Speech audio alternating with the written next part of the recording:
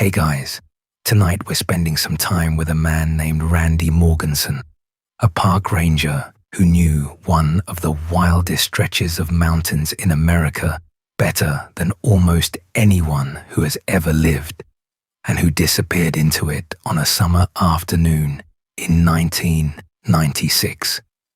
He was in his early 50s, midway through his 28th season in the backcountry of Sequoia and Kings Canyon, the senior ranger of the high country, the one the younger rangers looked to when the weather turned or someone went missing. And then, one July, it was Randy who went missing.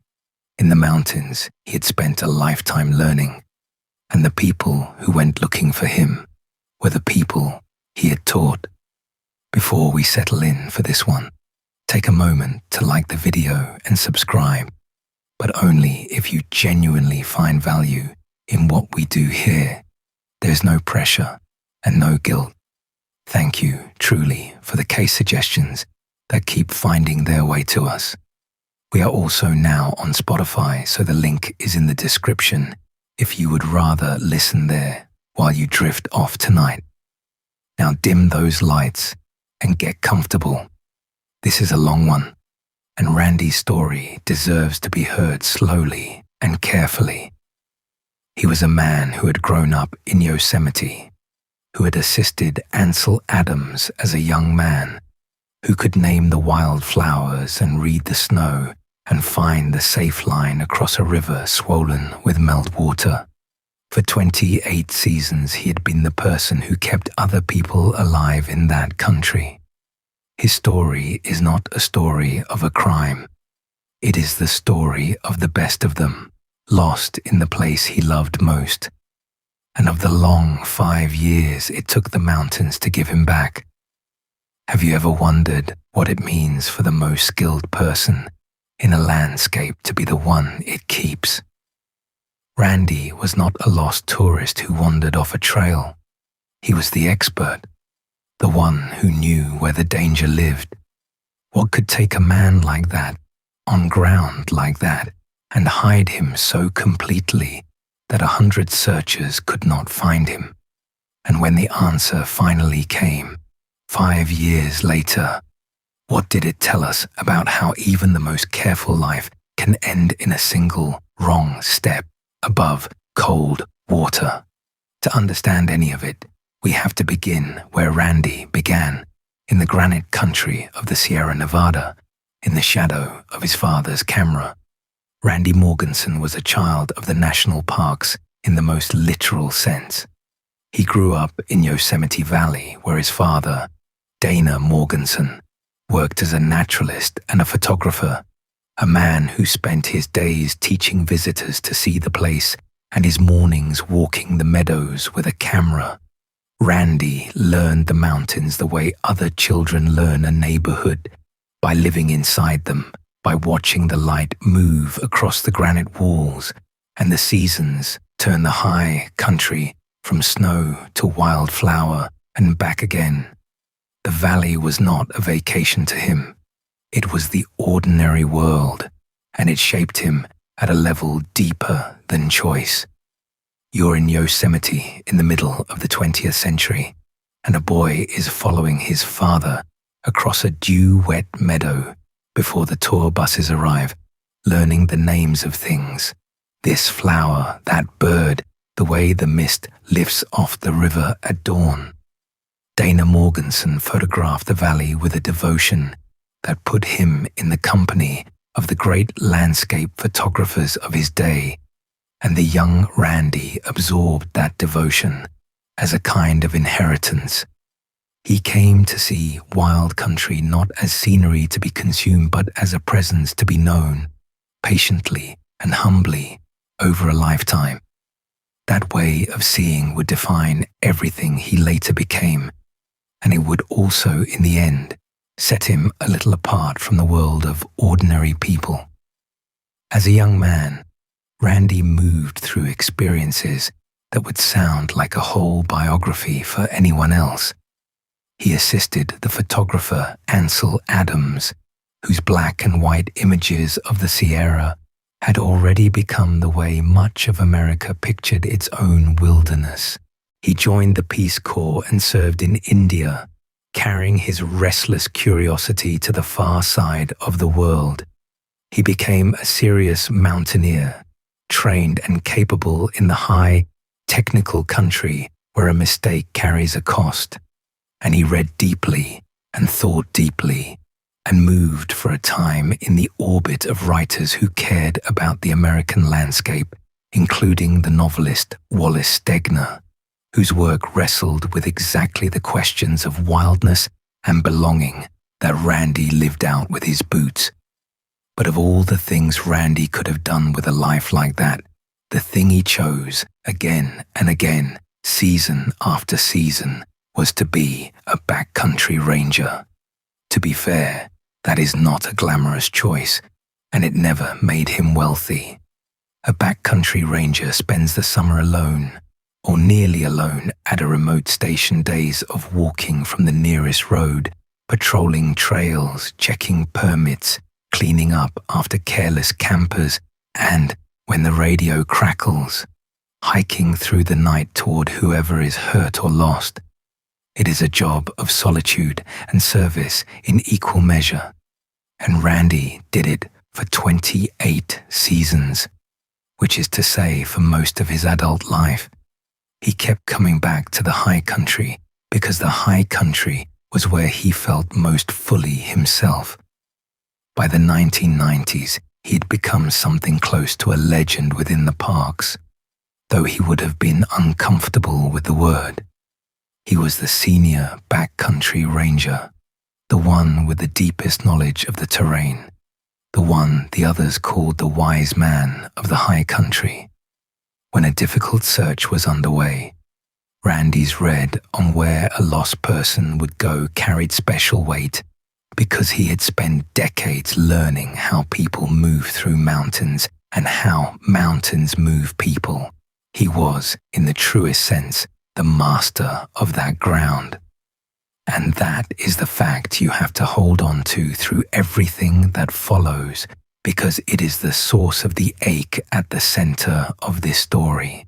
The man who vanished was the one who was supposed to be unlosable. His reputation among the other rangers was a particular thing, and it was not built on charm.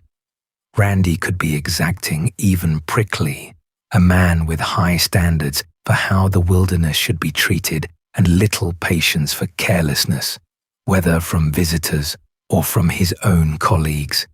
He held himself to a demanding code, and he expected others to rise to it, and that made him, at times, a difficult person to work near. But underneath the exacting surface was a deep generosity, especially toward the younger rangers who came to the backcountry eager and green. He taught them, patiently and thoroughly, how to read the country and stay alive in it. He passed on the accumulated knowledge of decades, the 1,000 small lessons that no training course could give, and many of them would carry Randy's teachings through their own careers long after he was gone. To the hikers he met on the trail, Randy was often the highlight of a trip, the real backcountry ranger who knew everything, who could name every peak and flower and explain the whole living system of the mountains if you gave him the opening. He took genuine pleasure in helping people see the country more deeply, in turning a casual visitor into someone who might come to care about the place as he did. That was, in his mind, part of the work, maybe the most important part, because a wilderness with defenders is a wilderness that survives. Have you ever wondered how much quiet good a single dedicated person can do across 28 seasons? How many people were made a little more thoughtful about the wild because they happened to cross paths with one particular ranger? Randy's influence spread that way, one conversation at a time, invisible and enormous. He was, in other words, a fuller and more complicated person than the word legend can hold. He was skilled and difficult, generous and demanding, solitary and yet devoted to teaching others, at peace in the mountains and at war with some private sorrow he carried into them. Which is to say, he was a real human being, and the temptation to flatten him into either a saint or a tragedy is a temptation we should resist because it would do him a disservice. The truth of Randy Morgenson is more interesting than any simple version, and it is the truth that his story deserves. There was another side to Randy, quieter and harder to see, and honesty requires that we hold it gently alongside the legend. The same sensitivity that let him love the mountains so completely also left him vulnerable to the ordinary sorrows of a human life. And by the mid-1990s, those sorrows had gathered around him. His long marriage was failing. The solitary life that suited the ranger did not always suit the husband, and the distances that the job required had worn something thin at home. Randy was, by the accounts of those who knew him, carrying a heaviness into that last season, a private weather that the people close to him could see, even when he did not speak of it. We will come to that with care because it matters, and because it deserves to be handled as the tender thing it is, rather than as a twist in a mystery. Let's stay a little longer with the making of the man, because the ranger who vanished in 1996 was assembled piece by piece across a whole extraordinary life. Consider the father first. Dana Morgenson was not a famous name to the wider world, but within Yosemite he was beloved, a naturalist who led walks and a photographer whose images of the valley captured its moods with real artistry. He moved through that landscape daily with a camera and a teacher's patience, and he raised his son inside that rhythm, so that Randy's earliest lessons were lessons in attention. How to look at a mountain until you actually see it, how to wait for the light, how to love a place enough to keep returning to it for a lifetime. That inheritance ran deep, and Randy never fully left it behind, even as he made it his own. You're in Yosemite Valley in the middle of the last century, and it is a particular and vanished world, a small community of people who lived their whole lives inside one of the most beautiful places on Earth. The rangers and the naturalists and the photographers knew one another, raised their children together beneath the granite walls, and shared a kind of devotion to the valley that outsiders found hard to understand. A child growing up in that world did not experience the mountains as a destination reached after a long drive. He experienced them as the ordinary furniture of daily life, the walls of his own home, as familiar and as permanent as a city child's streets and buildings. That immersion, from the very beginning, shaped Randy at a level below thought, and it gave him a relationship to wild country that could never be learned later, only lived from the start. To grow up as the son of a beloved figure in such a place is both a gift and a weight. Dana Morgenson was admired and known, a man whose photographs and whose walks had touched many people, and Randy grew up in the light of that admiration. There is a particular challenge in following a father like that, in finding your own path through country your father had already made partly his own. Randy honored the inheritance, carrying forward the same close attention, the same reverence for the land, but he also had to make it his, and he did so by going further and deeper and more austere than his father ever had, out past the valley and its visitors into the remote high country where few people went, into a solitude and a rigor entirely his own. He did not reject the gift. He extended it into places his father's camera had never reached. There is something poignant in that. When you set it against how his life ended, a boy shaped from birth by the mountains, raised in devotion to them, who made that devotion the entire architecture of his adult life, and who then died within them, held by them for 5 years, and finally given back by them. From the beginning to the end, Randy Morgenson's story is bounded on every side by wild country. The mountains made him and taught him and employed him, and in the end, kept him and released him. Few lives are so completely of a single place. Have you ever wondered what it would be to belong to a landscape that fully, to be so entirely a creature of one particular stretch of the earth? Randy knew and lived it. And it is both the most beautiful and the most sorrowful thing about him. As a young man, Randy carried that upbringing outward into the world in ways that would have made a full life for anyone. He worked alongside Ansel Adams, whose photographs had already taught a nation how to see the Sierra, absorbing from that master a way of regarding wild country as something worthy of the most serious art. He joined the Peace Corps and went to India, stepping far outside the valley that had formed him, testing himself against a wholly different world and returning changed.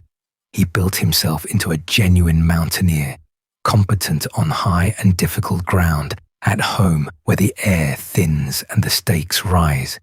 Any one of those chapters could have become a career. Randy tried several and kept moving, restless, searching for the thing that would hold him. What held him in the end was the ranger's life, and the choosing of it tells you almost everything about Randy Morgenson.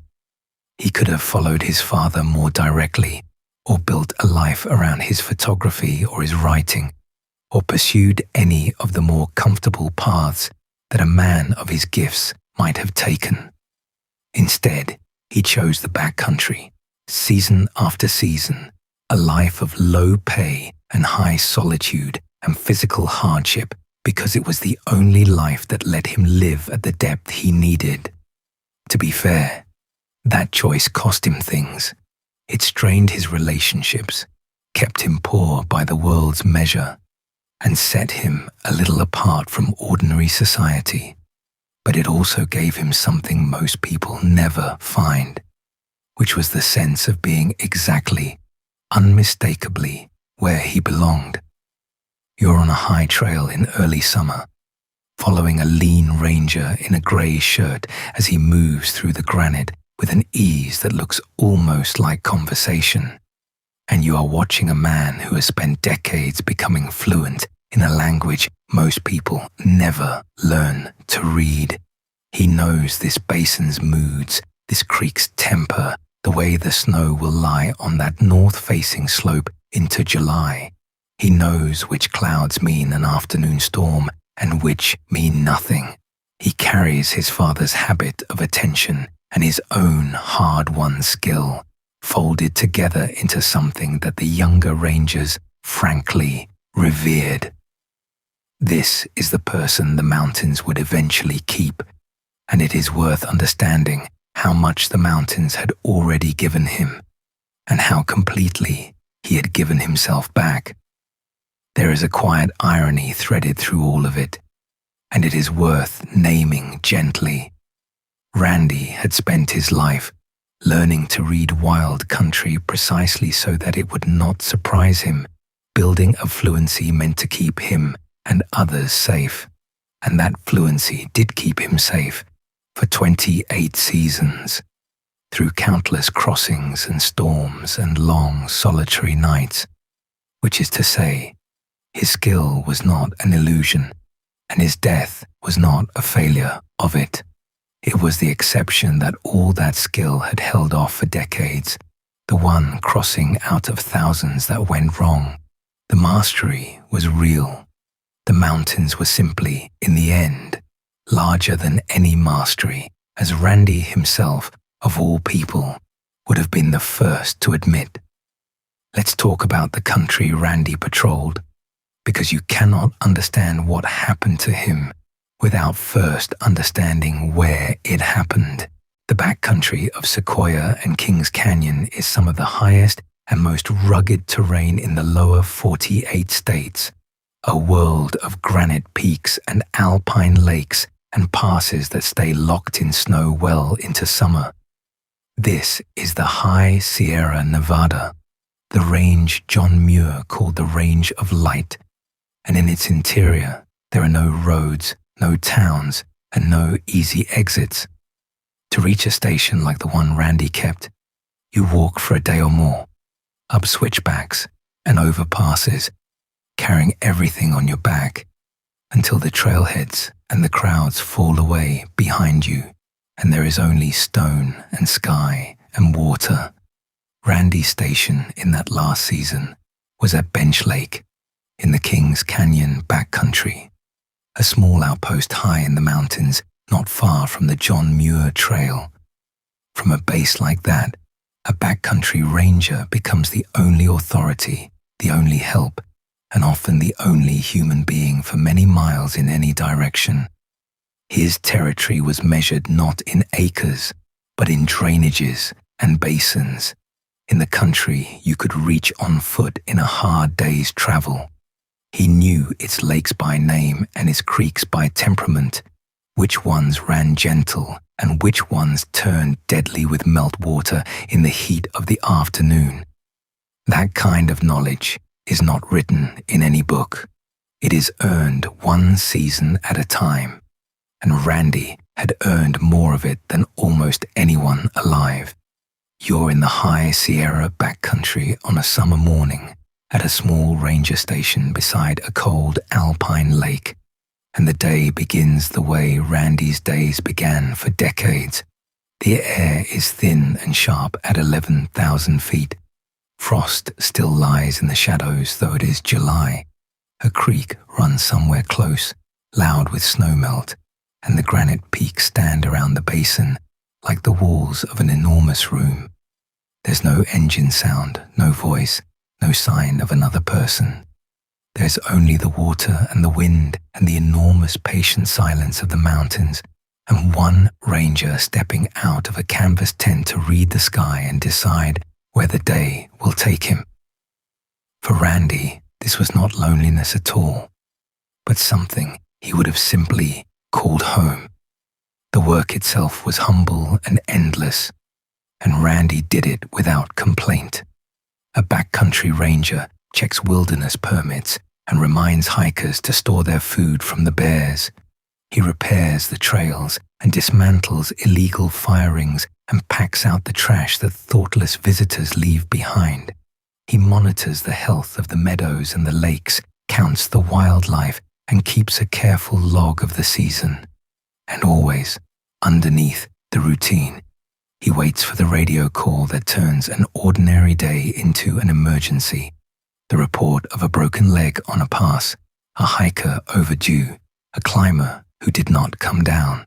When that call came, Randy was the one who went, often alone, often through the night, into the same terrain that could kill the very person he was going to save.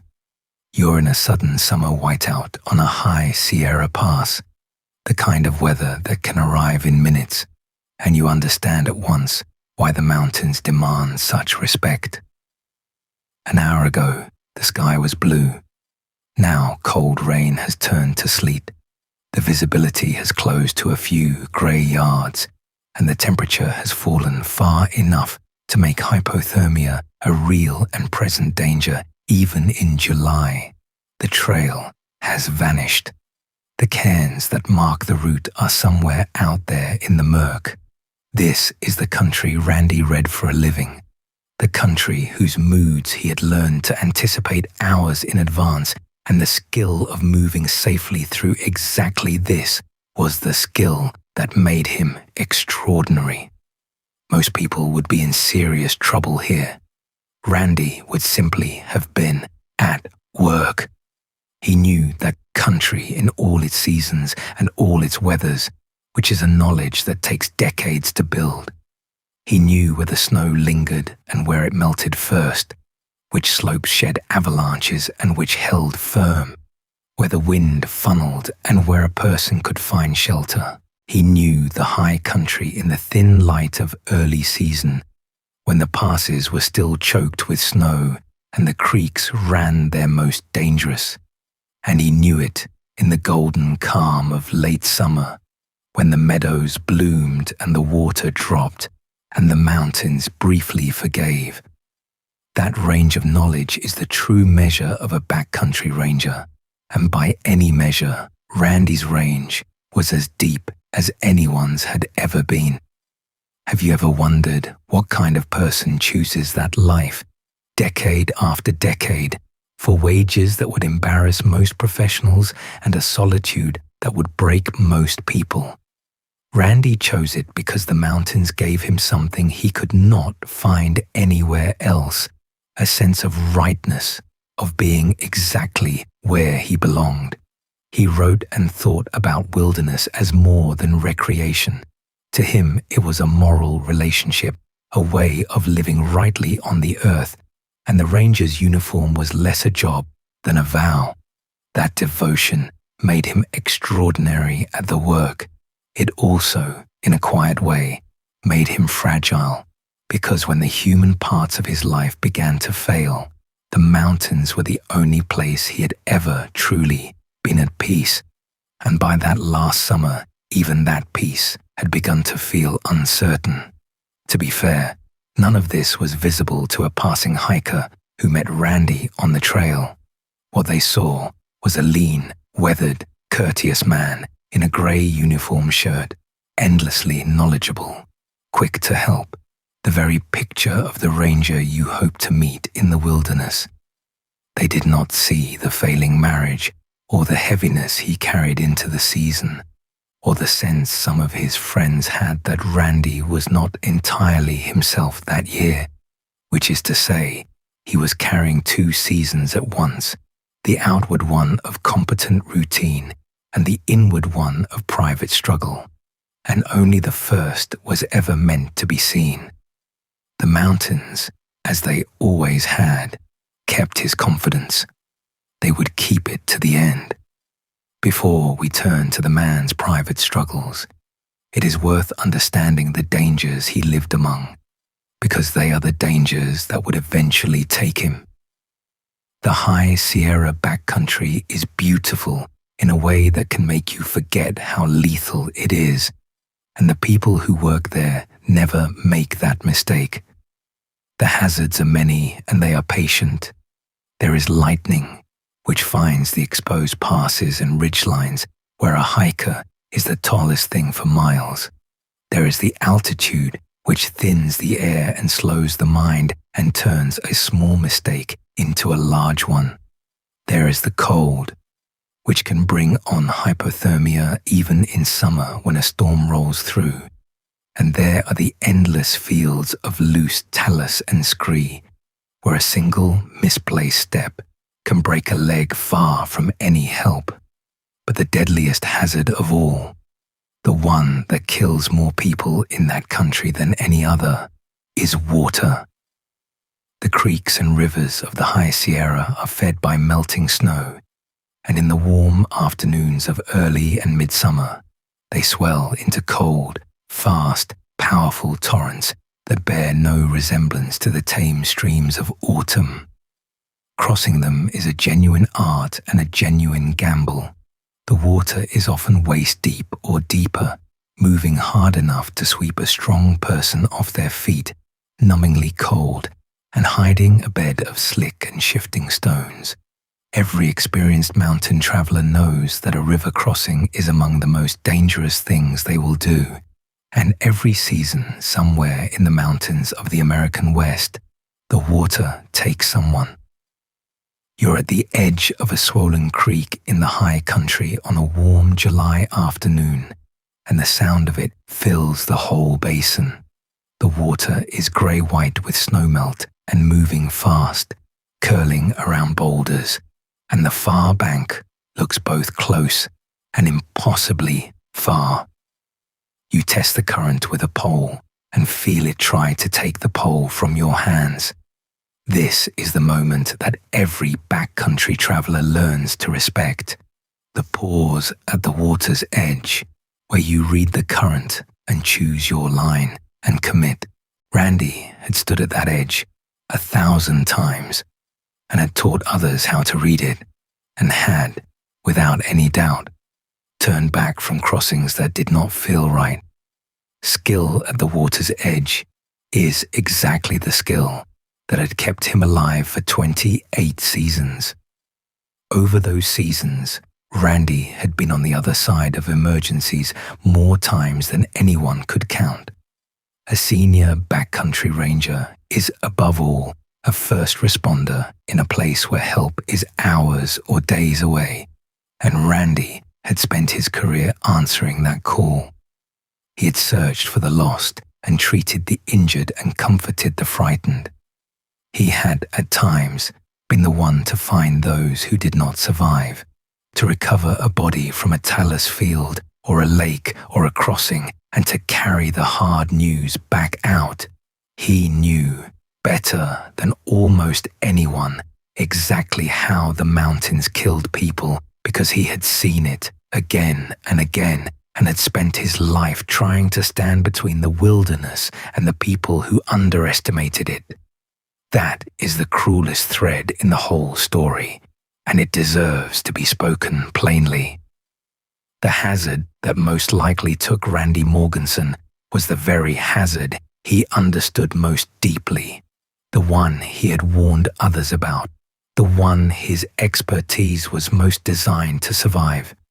He died, in all likelihood, at a creek crossing, doing the thing he had done safely 10,000 times, brought down by the specific danger he had spent a career respecting. To be fair, that is not a failure of his skill. It is a demonstration of how thin the margins are, even for the most skilled, how the mountains extend no special mercy to the people who know them best. Randy knew the water was the deadliest thing out there. In the end, the water was right. Let's talk about that heaviness now, gently, because it is part of Randy's truth, and it would be a disservice to leave it out. By the summer of 1996, Randy's marriage of many years was coming apart. His wife, Judy, had reached the end of a long and difficult road, and divorce papers had come before the season began, so that Randy carried into the mountains not only his pack, but the knowledge that the life he was returning to at summer's end had changed shape for good. There had been, in earlier years, another relationship with a fellow ranger, and that too had left its complications. These are private matters, and we mention them only because they were part of the weight Randy was carrying, and because that weight would later become part of how people tried to understand what happened to him. What his colleagues noticed, in the plainer language of people who work alongside someone, was that Randy did not seem himself that year. The man who had always drawn a deep steadiness from the mountains seemed, at times, to be struggling to find it. Friends have said he spoke of feeling low, of a sadness that had settled over him and would not lift. None of this made Randy unusual. A great many people carry exactly this kind of private struggle through their days, quietly, competently, while the outward life goes on. But it is honest to say that the ranger who walked out of Bench Lake that July was a man under a real and human strain, and that the people who knew him best had felt it gathering for some time. You're in the Bench Lake Ranger Station in that last season, and if you could see past the competent surface of the man, you would see someone wrestling with the oldest and hardest things. The station is orderly, the logbook current, the gear maintained, every outward sign pointing to a ranger fully in command of his post. But in the evenings, when the work is done, and the light goes long and gold across the peaks, there is a quiet in the tent that is not entirely peace. Randy sits with the news from home, with the shape of a future he did not choose, in the one place on earth that had always steadied him, and finds that even here the steadiness comes harder than it used to. That is the man, private and hurting, underneath the legend of the wise ranger. There is a hard paradox in the life Randy chose, and it sits at the center of his sorrow. The solitude of the backcountry was the thing that healed him, the medicine that made him feel whole, the reason he returned season after season. But solitude is a demanding medicine, and the same distances that restored the ranger slowly starved the husband. A marriage cannot easily survive a partner who is gone into the wilderness for the best months of every year, present in body only in the cold seasons, his deepest self always half a continent of granite away. Randy had built a life around a place that could not sit beside him at a kitchen table, and over the years the cost of that arrangement came due, quietly, the way such costs always do. You're alone at a remote backcountry station after dark, and the thing that most people never understand about solitude is how completely it cuts both ways. There is no sound but the creek and the wind. The stars are thick and close in a way city people never see. For a certain kind of person, this silence is the truest peace there is, and Randy was that kind of person. But silence is also a mirror, and on the nights when the news from home sat heavy, the same solitude that usually healed him would have handed him back to himself, with nothing to soften the return. No distraction, no companionship, no voice but his own. The wilderness that was his refuge could also, on the hardest nights, be a very lonely place to carry a broken heart. His journals, the ones that would later help a writer reconstruct his life, reveal a man who thought hard about all of this, who wrestled honestly with the meaning of the choices he had made and the price they had carried. He was not a simple, happy hermit, and he was not a tragic figure marching toward an end.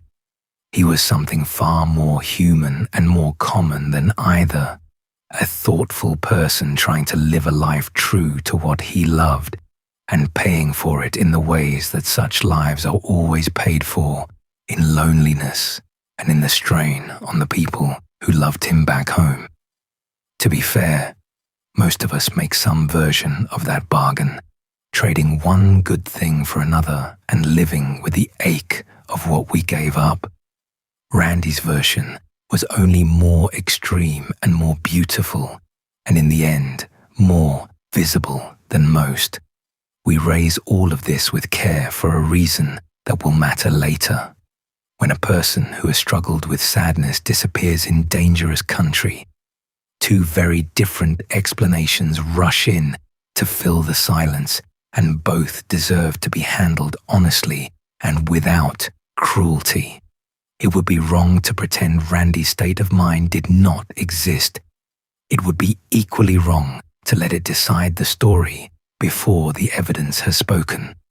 So we hold it here in the open, as one true and tender fact among many, and we promise to weigh it fairly when the time comes, rather than reaching for the easy and sorrowful conclusion simply because it is available. Because the other truth about Randy that summer is that he was still, by every account, doing the work well. He was still patrolling, still logging, still the competent master of his terrain. Whatever he carried, he had not set down his responsibilities, and there is a kind of quiet dignity in that, in a man continuing to tend his mountains carefully, even as his own footing in the world felt uncertain. To be fair, that competence cuts against the darker reading of what followed, because a man moving carelessly toward an end does not usually keep his station in good order and tell his colleagues he will be back in a few days, which is to say, the picture is genuinely mixed, and we will honor that mix rather than resolve it falsely. Let's talk about the last patrol. In the middle of July 1996, Randy prepared to leave the Bench Lake station for a routine multi-day patrol into the surrounding backcountry. This was ordinary. It was the heart of the job, the reason a ranger is stationed so deep in the wilderness in the first place. He left a note behind saying he would be gone for 2 or 3 days. The kind of note a careful ranger always leaves so that others know when to expect him and when to worry. There was one small, strange detail in that note, easy to miss and hard to forget once you know it. Randy, a meticulous man, wrote the wrong date on it, marking it as the 21st of June, when the day was in fact the 21st of July, a whole month off, a slip that has never been fully explained. You're in the Bench Lake Basin on that last ordinary morning, and there's nothing about it that announces itself as the beginning of anything. The frost is burning off the meadow as the sun climbs over the eastern peaks. The lake lies flat and cold and perfectly still, holding the mountains upside down on its surface. A ranger moves around his small station, doing the small ordinary things, checking his gear, writing his note, shouldering his pack, the same quiet routine of 1,000 mornings before this one. There is no premonition in the air, no sign, no music swelling to warn anyone. There is only a man and a mountain mourning and the beginning of a patrol that should have ended 3 days later with a walk back into camp. That is how these things happen. Not with a warning, but with an ordinary morning that turns out to have been the last. He carried what a backcountry ranger carries: his pack, his grey uniform shirt with the badge and the name tag, his sturdy boots, and an old ski pole that he used as a hiking staff for balance on rough ground and stream crossings. He carried his park radio, the lifeline that connected him to the rest of the world across all those miles of stone. And then he walked out of Bench Lake into his own territory, into the basins and passes he had crossed 100 times, on a patrol that should have been as unremarkable as 1,000 patrols before it. No one saw where he went. In that country, no one usually did. Around the time he set out, Randy had what would turn out to be his last radio contacts with his colleagues, and one of them has been remembered and re-examined ever since.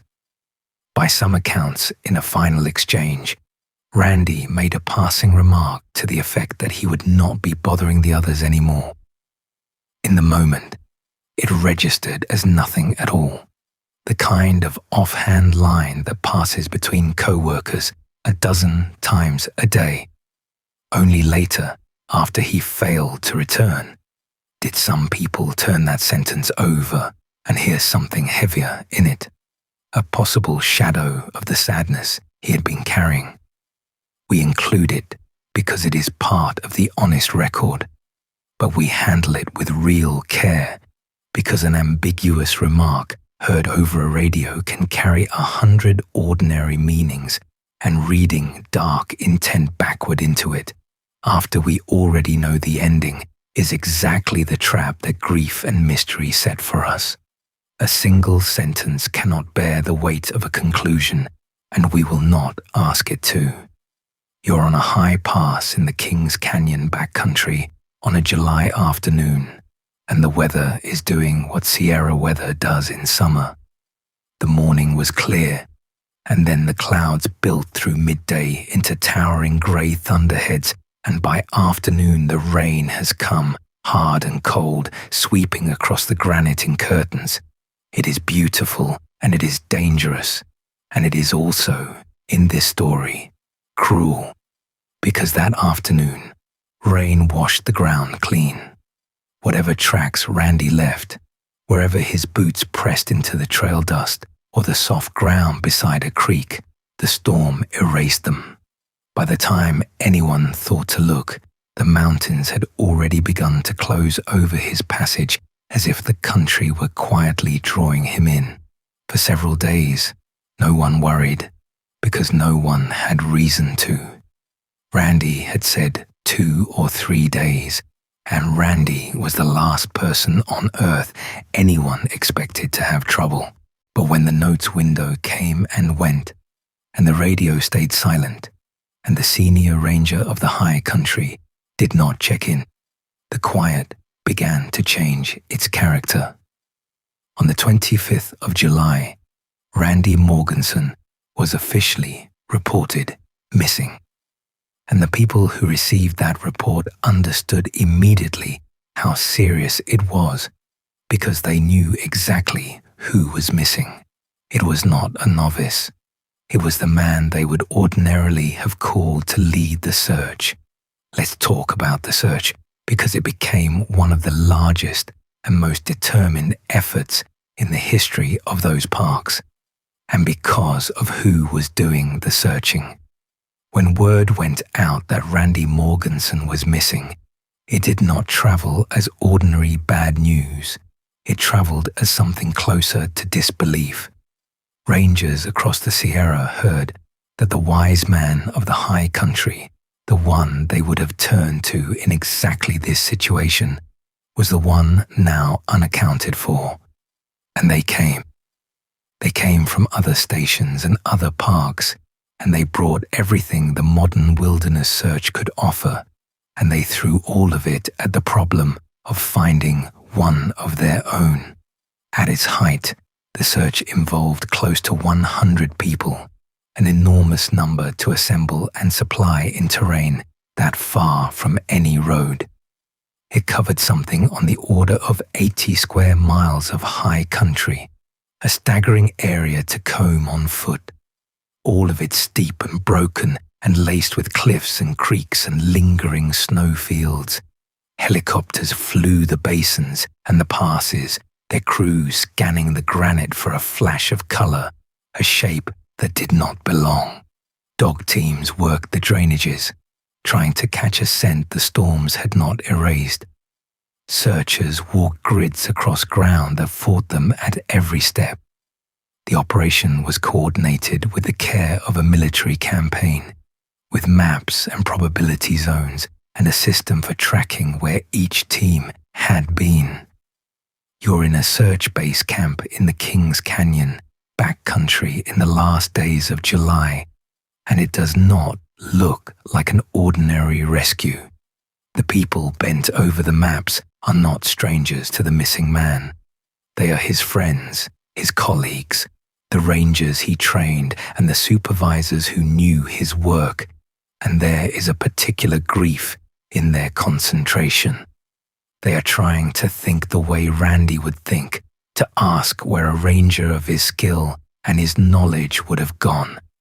And the terrible difficulty is that Randy knew this country better than any of them. To predict his movements, they had to outthink the best mind the high country had ever produced. And they had to do it with the sick awareness that they were doing it for him. That is the cruel puzzle at the center of the search. When searchers look for a lost hiker, they can reason about panic and inexperience, about the mistakes that novices make, the way frightened people drift downhill or follow water or wander in circles. None of that applied to Randy. He would not have panicked. He would not have made a beginner's error. He would have done exactly the right things, which meant the searchers could not find him by imagining what a lost person does, because Randy was not a lost person in any ordinary sense. Wherever he was, he had most likely arrived there not through confusion, but through some single sudden event, a fall, an injury, a piece of ground that gave way, the kind of instant that even mastery cannot always prevent. Among those drawn into the effort was a retired ranger named Alden Nash, who had known Randy for years and who understood both the man and the mountains. Nash, like the others, wrestled with the impossibility of it, and he would go on thinking about it long after the official search ended, turning the problem over for years, trying to reconcile Randy's skill with his complete disappearance. That so many experienced people could not let the question go tells you something about how deeply it disturbed them. It was not only that a colleague was lost, it was that his loss seemed to violate everything they believed about competence and survival in the mountains they had devoted their own lives to. You're in a search helicopter, banking slowly over the granite basins, and you begin to understand the scale of what they were up against. Below you, the country unrolls in every direction, ridge after ridge, basin after basin, a wilderness so vast that a single human being is smaller than a speck of dust on a cathedral floor. You're looking for a flash of grey shirt, a shape that does not belong, a disturbance in the snow, and the mountains offer you 10,000 shadows and 10,000 boulders and 10,000 folds of ground where a person could lie unseen. From up here, the impossibility of it presses in, even with aircraft, even with dogs, even with 100 skilled people on the ground. You are searching an ocean of stone for one grain that does not want to be found. The searchers gave it everything they had. They worked the high probability zones and then the low ones. They checked the obvious hazards, the cliffs and the crossings and the steep couloirs, and then they checked the places no reasonable person would go. They pushed themselves to exhaustion at altitude, day after day, driven by the particular fierceness that comes when the missing person is one of your own.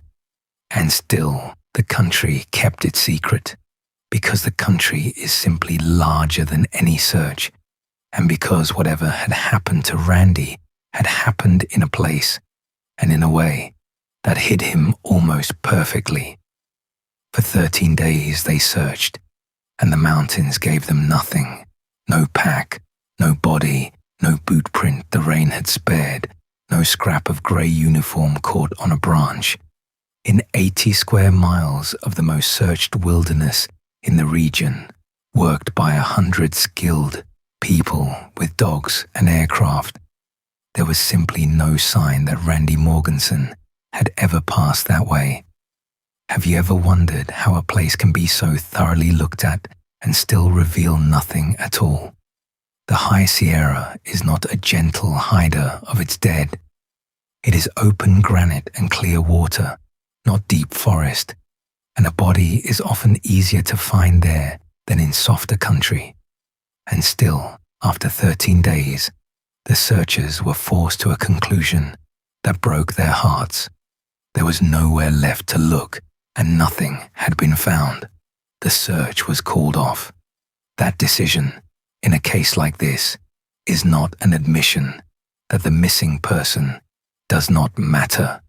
It is an exhausted acknowledgement that every reasonable place has been checked and the effort can no longer be sustained. But calling off the search for Randy Morgenson carried an extra weight, because the people making that call were the people who loved him, and because it meant accepting that the mountains had taken the one man they would all have sworn the mountains could never take. They packed out of the backcountry and left Randy somewhere behind them unfound, and they carried the not knowing down the trail with them. And for 5 long years, That not knowing was all anyone had. It is worth understanding why the search failed, because it did not fail for lack of skill or effort. Modern wilderness searches are run on probability, not guesswork. Coordinators divide the terrain into segments and assign each a likelihood based on where a missing person of a given profile is apt to have gone, and they send teams into the highest probability zones first, tracking coverage so that no ground is wasted or double worked. It is careful, rational, well-tested method, and it usually works. But it depends on being able to predict the missing person. And Randy was, in the most literal sense, unpredictable, because he was more capable than the models assumed, and because a sudden accident leaves no trail of decisions to reconstruct. The very thing that made Randy exceptional made him nearly impossible to search for, and the terrain fought them at every turn. 80 square miles of high country is an almost unimaginable area to cover on foot, and this was not gentle ground. It was a chaos of cliffs and boulder fields and steep drainages, laced with snowfields that could hide anything, and creeks that could carry a body far from where it entered the water.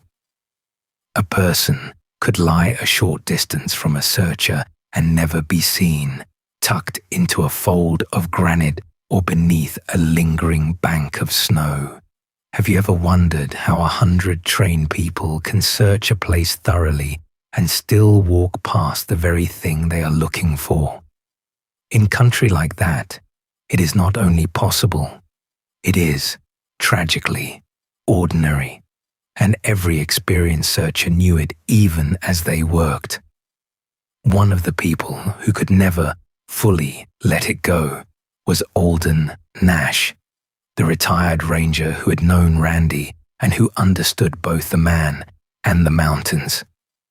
In the years after the search, Nash kept turning the problem over, walking it through in his mind, trying to reconcile the impossible facts. He knew Randy would not have made a careless error.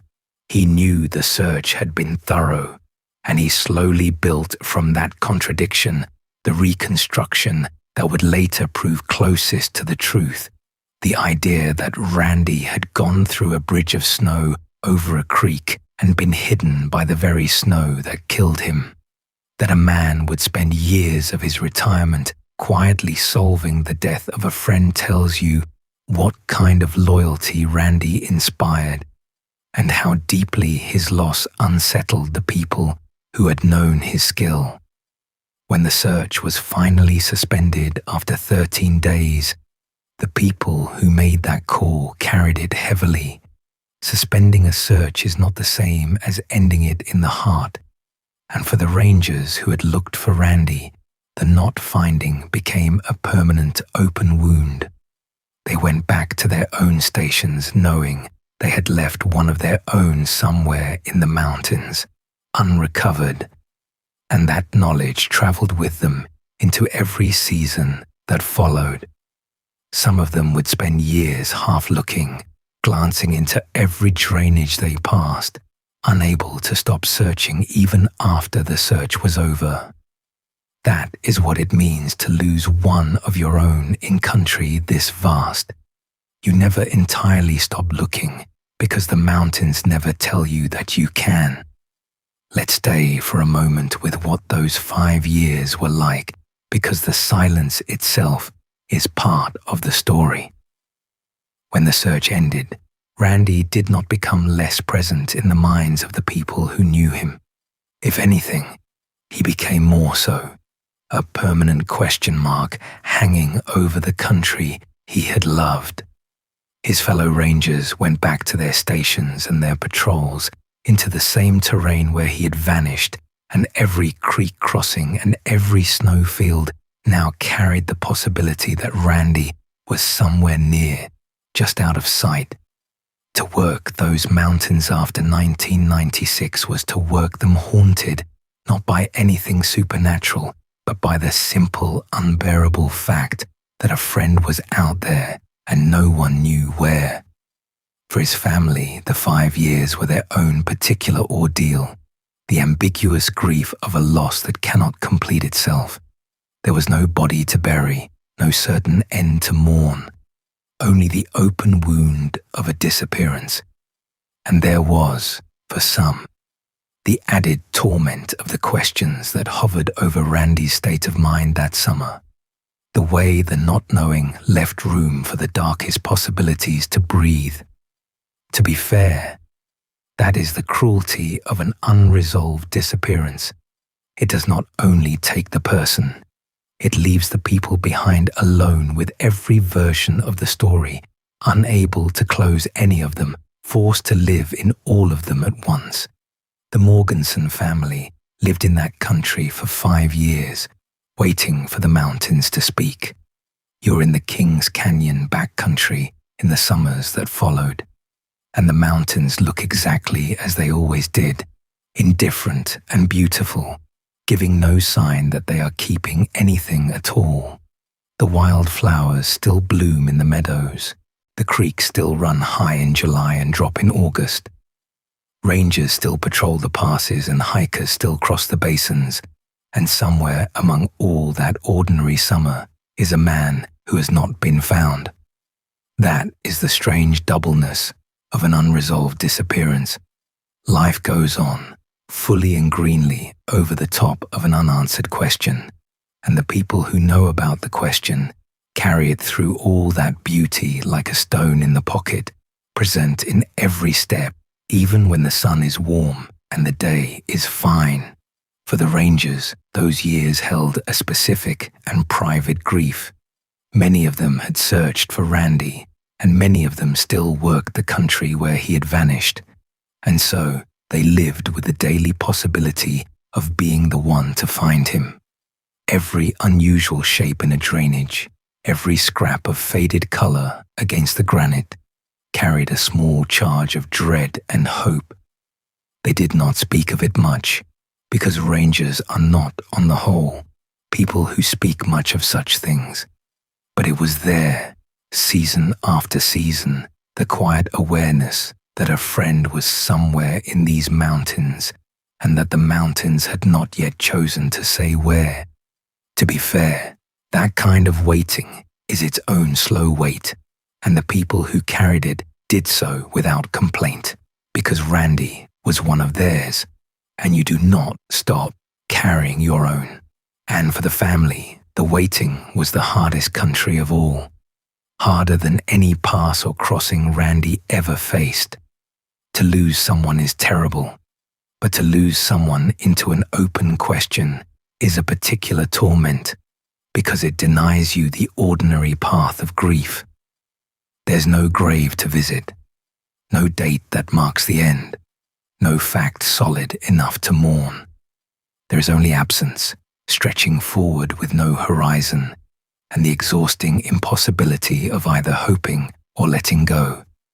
The Morgenson family lived in that impossible place for 5 full years, through 5 turnings of the seasons, holding a grief that could not resolve because the one thing that could resolve it, the truth, lay hidden under the snow of the high country, waiting for its time. Now picture the summer of 2001, 5 years later, and a young trail crew working deep in the Kings Canyon backcountry. They were members of the California Conservation Corps, the kind of crew that spends a season repairing the very trails Randy once patrolled. And among them was a teenager, barely 19 years old, doing hard and honest work in the high country. It was this young man who, in the Window Peak drainage, in a rugged and out-of-the-way place near a creek below a fall of water, came upon something that did not belong. Bones and cloth and gear, weathered by 5 winters, lying where the melting snow and the shifting seasons had finally uncovered them. What the recovery team found when they reached that remote spot told the story with quiet and terrible clarity. There was a tattered shirt, and on it the ranger's badge and name tag, so that there was no real doubt whose remains these were. There was a backpack, there was a boot, and inside it, a bone of the lower leg. These were the last physical traces of Randy Morgenson, come to light at last in the country he had loved. Only a few miles and a few ridgelines from the station he had walked out of half a decade before. He had never left his mountains. He had been there the whole time, held in a fold of the terrain that 100 searchers, for all their skill, had never managed to reach. There was one more detail, and it is the kind of small thing that stays with you. Randy's park radio, his lifeline, was found apart from the rest, resting at the top of the falls above where his remains lay, and its switch was turned to the on position. That single fact opens a small window onto his last moments, though it does not fully explain them. It suggests a man who, at the crossing, had his radio out and ready, perhaps reaching for it, perhaps having just used it or meaning to. It is the posture of someone dealing with a situation, not someone who had given up, and it points quietly toward the reading that the evidence as a whole came to support. You're at that creek in the high country, at the place where Randy most likely died, and you can begin to see how it happened. In midsummer, the creeks of the High Sierra are not the gentle streams of a postcard. They are swollen and violent with snowmelt, running cold and fast and heavy, and crossing them is one of the genuine dangers of the backcountry, a hazard that kills even experienced mountain travelers. In many places, the snow of the previous winter still bridges the water in summer, forming a deceptive span of ice and packed snow over a torrent. To an expert like Randy, such a crossing was a known risk, the kind of thing he judged carefully every season. But judgment is not the same as safety, and the mountains do not grant immunity for skill. The reconstruction that best fits the evidence, and the one that a long-time ranger named Alden Nash arrived at after years of thinking about it, runs something like this. Randy came to a creek crossing, very possibly on one of those bridges of lingering snow. The bridge gave way beneath him, or he slipped on the treacherous footing, and he fell into or beside the rushing water, suffering an injury that ended his life at or near that spot. The creek and the falls did the rest, and then the snow closed over him, burying his remains through the following winters and hiding them from the searchers who had passed, in some cases, within a short distance. It took 5 years of seasons, of snow melting and settling and melting again, for the mountain to finally give him up. It is a reconstruction built on physical evidence, on the location, on the radio, on the nature of that ground, and it carries the ring of sad, ordinary truth. We have to speak, carefully and honestly, about the other question that hung over this case, because Randy's sorrow that summer was real, and because an unresolved disappearance leaves room for the darkest readings. Some who followed the story wondered whether a man carrying that much private pain might have chosen not to come back, and it would be dishonest to pretend that question was never asked. It was asked by people who cared, and it was asked with love rather than judgment. But asking a question is not the same as answering it, and the physical evidence does not support that darker conclusion. Randy died at a known and dangerous creek crossing within his patrol area, with his gear, with his radio switched on and ready in his hand, in precisely the manner that the terrain claims experienced mountaineers. Everything about the scene speaks of a man dealing with the mountains, not departing from them. Return, for a moment, to that ambiguous radio remark, now that we can weigh it against the physical evidence. If Randy had walked out of Bench Lake intending never to return, we would expect a different kind of scene and a different kind of man in his final days. Instead, we find a ranger who left a proper note, who kept his station in order, who told his colleagues he would be back in a few days, who carried his full kit and his radio and his ski pole for balance at difficult crossings. We find him dead at exactly the kind of place his expertise was meant to survive, with his radio switched on and ready in his hand. That is not the pattern of a man who has decided to leave the world. It is the pattern of a working ranger overtaken by the single most common killer in his country. The remark, in that light, shrinks back to what it most likely always was, an offhand line that grief later magnified. None of this is said to erase Randy's sorrow, which was real, or to tie the story up too neatly. It is said because fairness to Randy requires letting the evidence speak louder than the speculation, and the evidence speaks gently but clearly of an accident. There is a temptation with any death shadowed by sadness to let the sadness become the whole explanation, to decide that a person in pain who dies must have chosen it. That temptation is a disservice to the dead, and it is often simply wrong.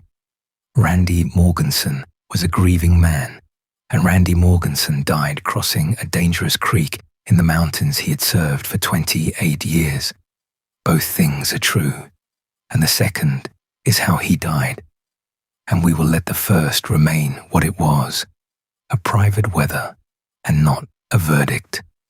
To be fair, no reconstruction built from bones and gear after 5 years can ever be certain, and the most honest account of Randy's death includes the humility to say that some part of it will never be known. The people closest to the case, including the writer who spent years reconstructing Randy's life and final season, held that humility.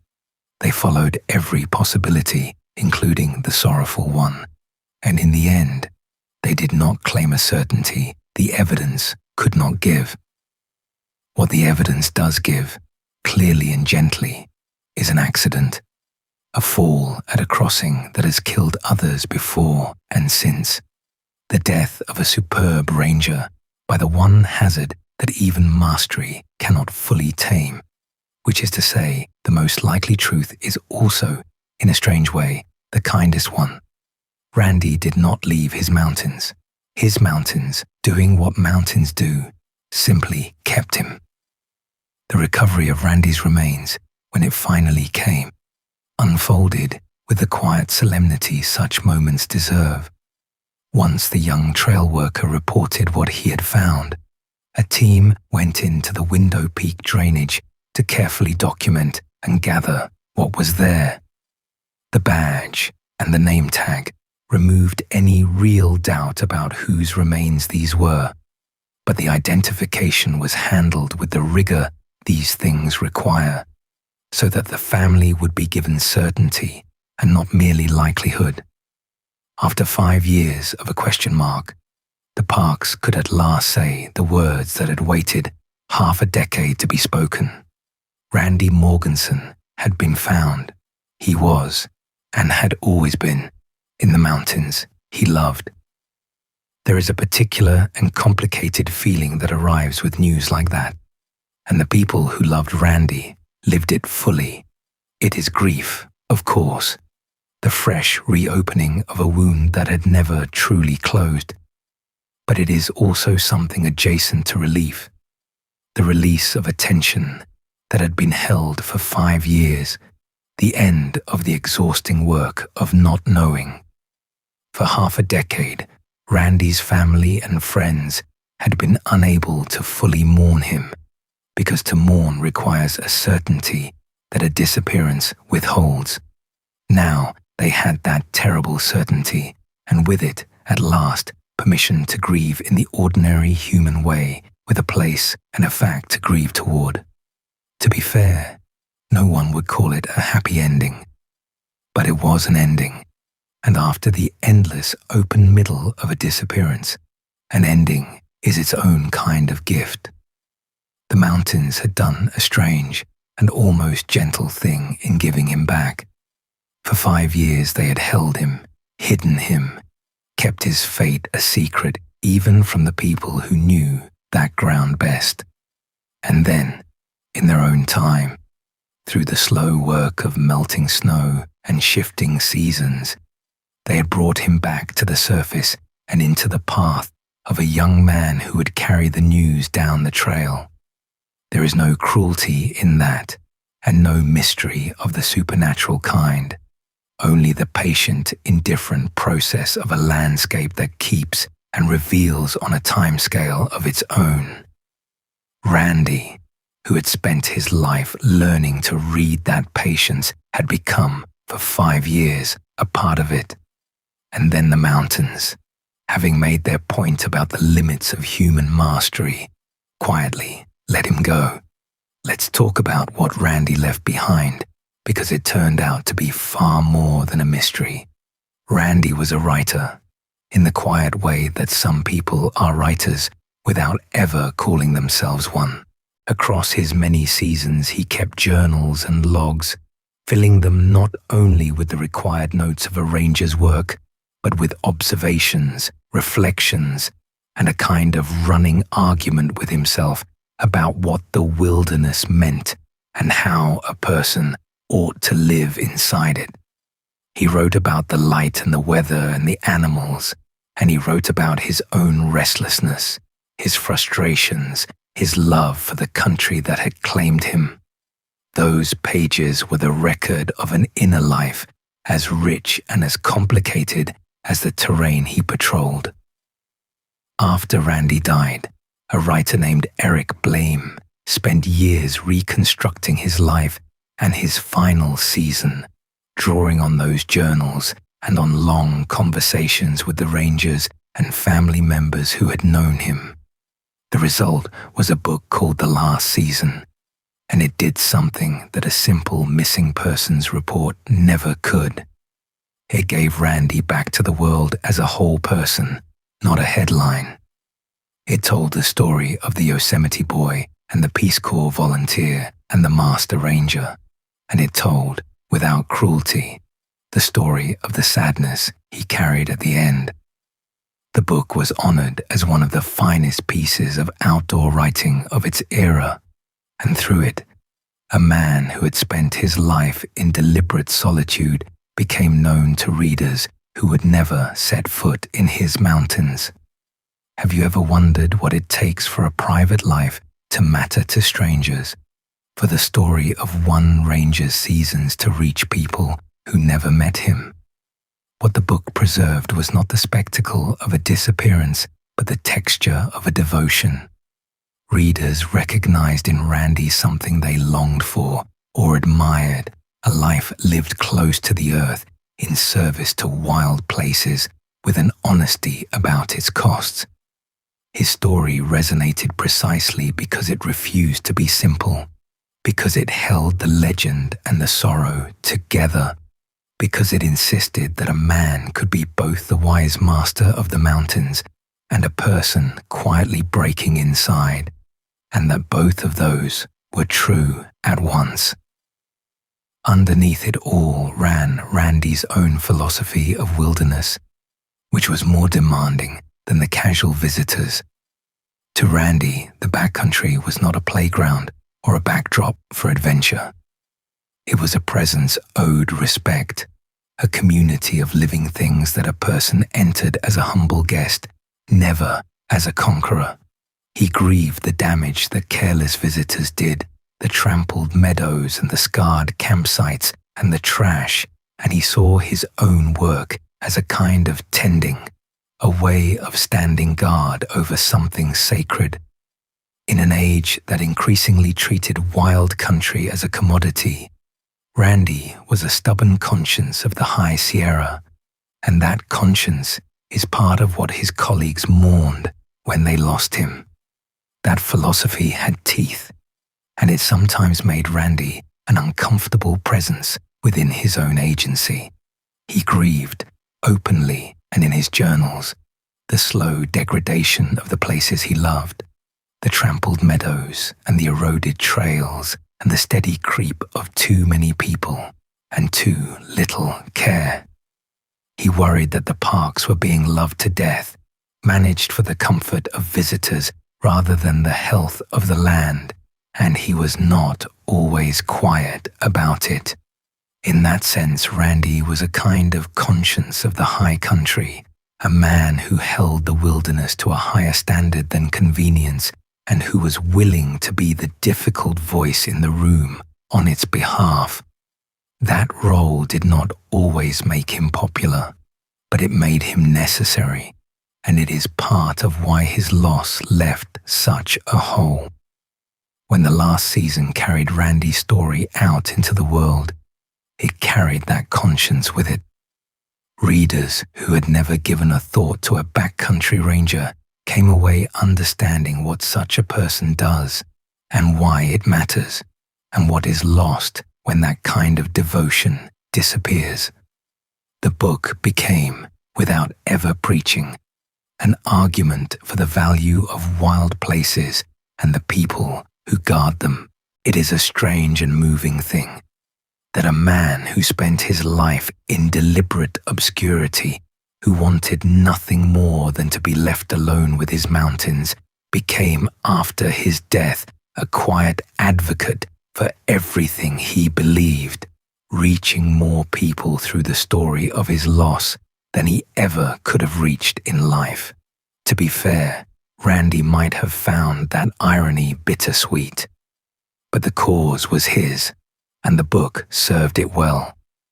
You're standing at a high overlook in Kings Canyon a few years after Randy's remains were found, and there is a name on the map now that was not there before. In 2007, a group of park veterans who had known and loved Randy gave his name, unofficially, to a peak in the country he had patrolled, so that it became known among them as Mount Morgenson. It is a fitting memorial, quieter and more honest than any headstone. A ranger who spent his life learning the names of the mountains became, in the end, a name on the mountains themselves, a piece of granite standing in the range of light for as long as there are people to remember why. Randy would likely have been embarrassed by the honor, and would likely also have understood it perfectly.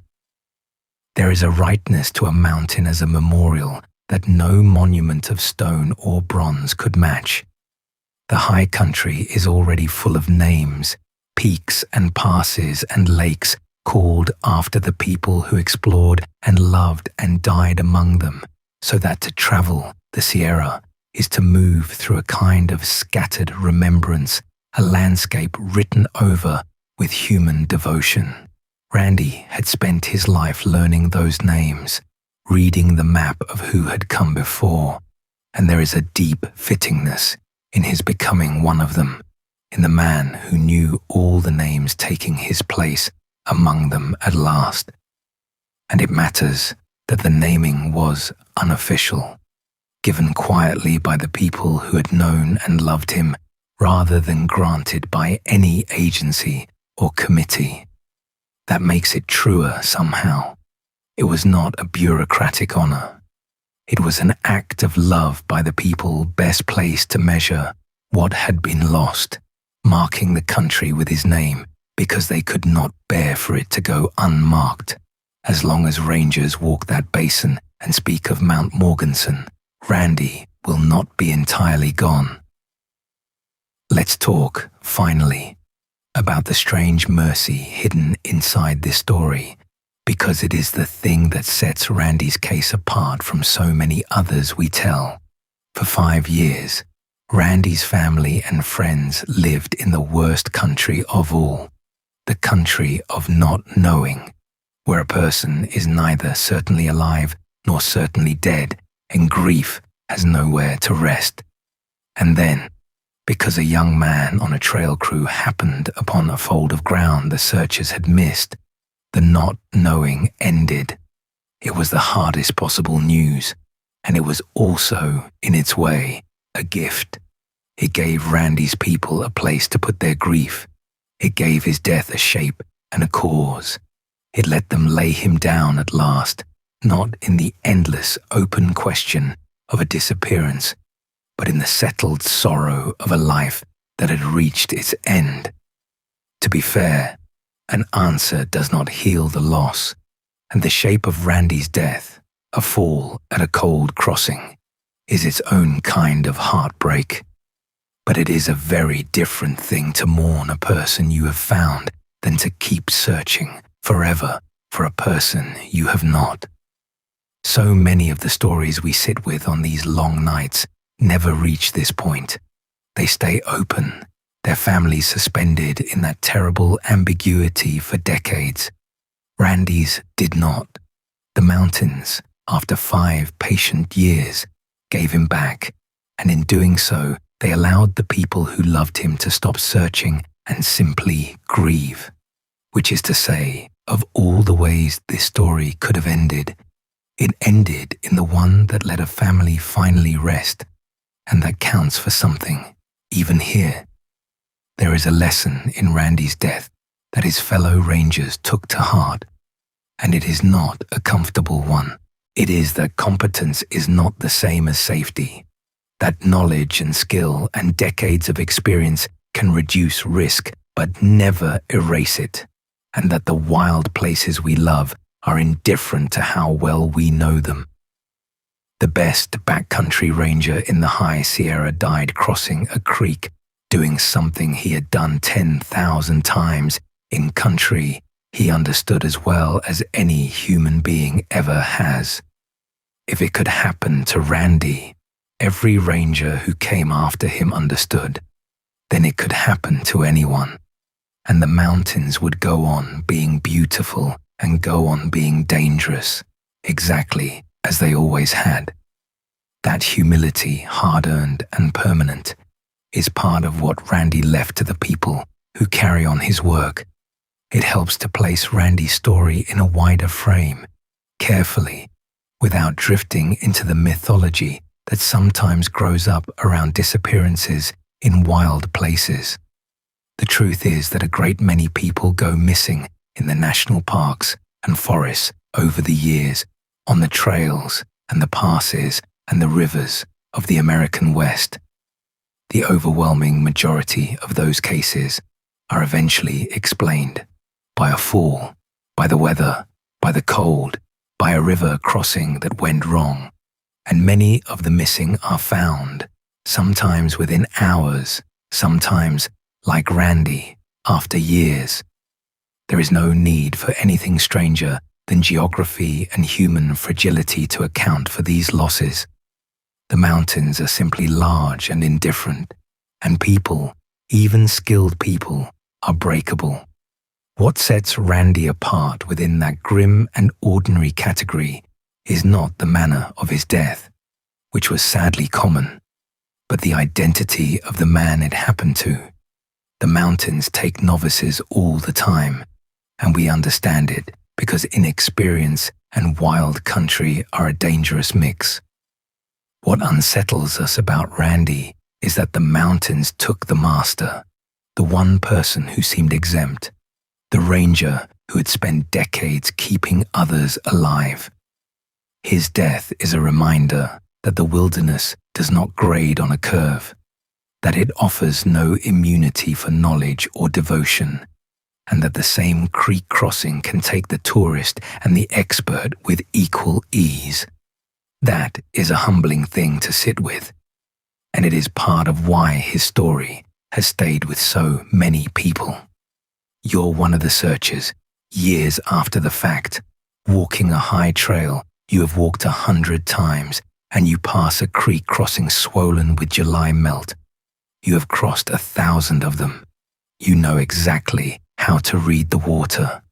And still, now, you pause a moment longer than you used to, because you remember Randy, and you understand in your body what his death taught everyone who works that country.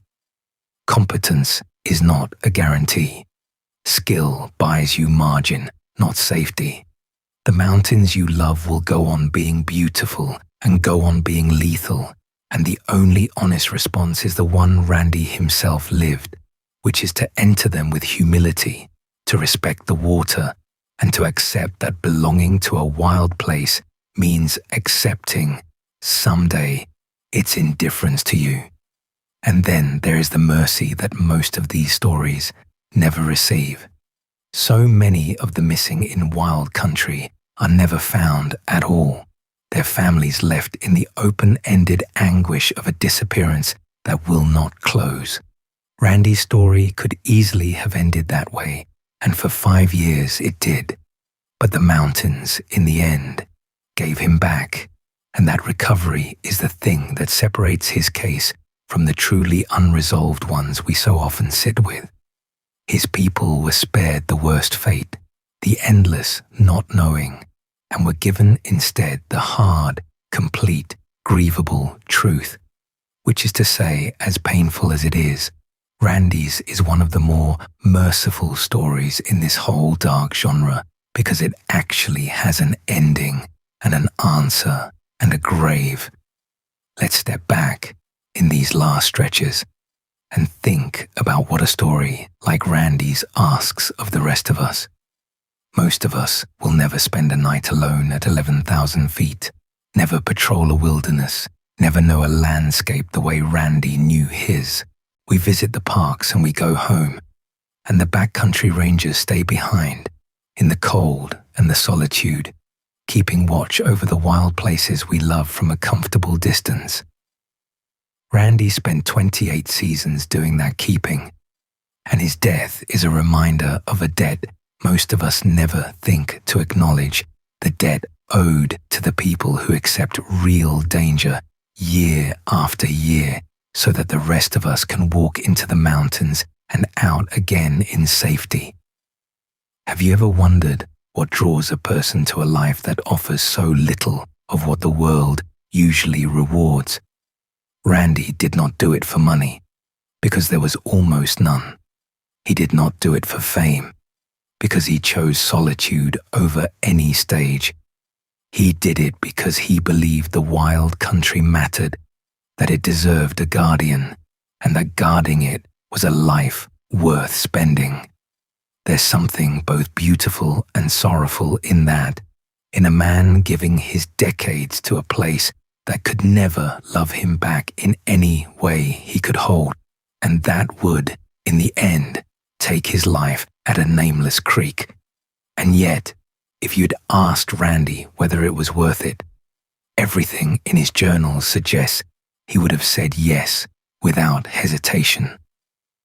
You're in the high Sierra at dusk, at the hour Randy loved best, when the last light turns the granite the color of embers and the cold begins to settle into the basins. This was his cathedral, and he tended it the way a devoted person tends a sacred thing, picking up after the careless, teaching the willing, standing quiet watch over the meadows and the lakes. To be fair, he was not a saint, and he would have disliked being made into one. He was a real and flawed and struggling man who happened to love a piece of the earth completely and who lived that love more fully than most of us will ever live anything. That is not a small life. That is a rare one, and the mountains hold his name now partly in acknowledgement of exactly that. Randy's story also stands as a quiet corrective to the way we sometimes talk about the wilderness, as a thing to be conquered, a challenge to be beaten, a backdrop for our own triumphs. Randy did not believe any of that. He believed the mountains were not ours to conquer, but ours to belong to, humbly and carefully, as guests who might at any moment be asked to leave. His death did not disprove that belief. If anything, it confirmed it, because the same country he served so faithfully claimed him without malice and without exception, the way it claims the careless and the careful alike.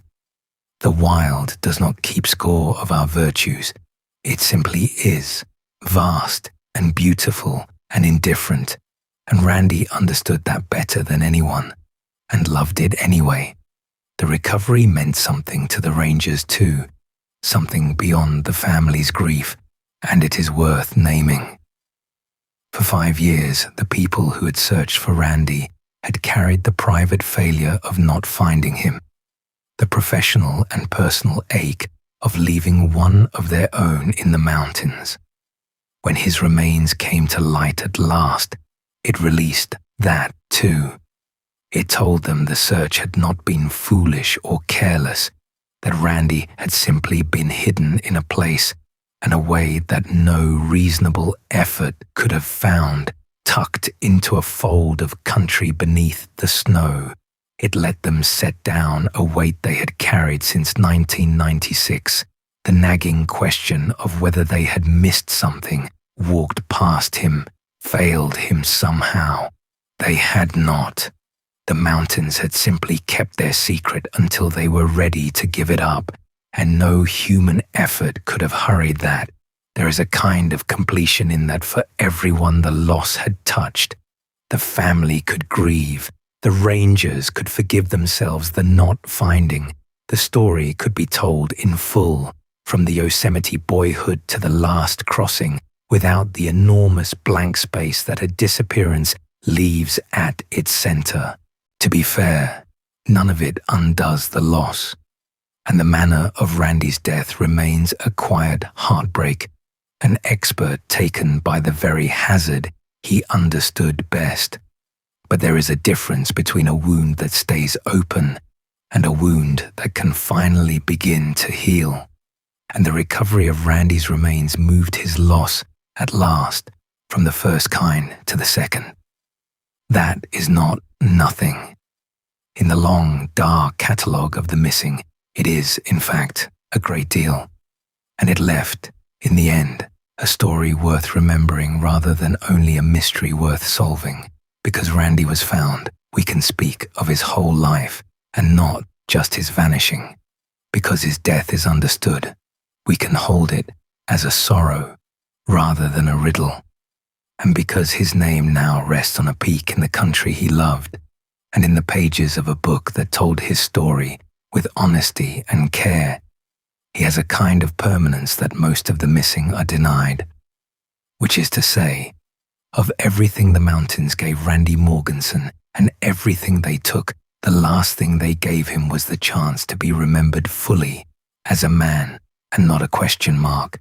And that may be the truest memorial of all. So where does the case of Randy Morgenson finally rest? It rests, unlike so many of the stories we tell, in an answer. He was found. His death is understood, as well as such things can be, as an accident at a dangerous crossing, the loss of a superb ranger to the one hazard that even mastery cannot always survive. His family was given the hard mercy of certainty and a place to lay their grief. His life was preserved in a book that let the world meet the man behind the legend, and his name was set upon a peak in the country he loved, where it will stand long after everyone who knew him is gone, for a disappearance that is nearly everything a person could hope for. It is resolution and remembrance and a kind of peace, but we should not end on the mountains, or the mystery, or even the answer. We should end, as we always try to, on the person.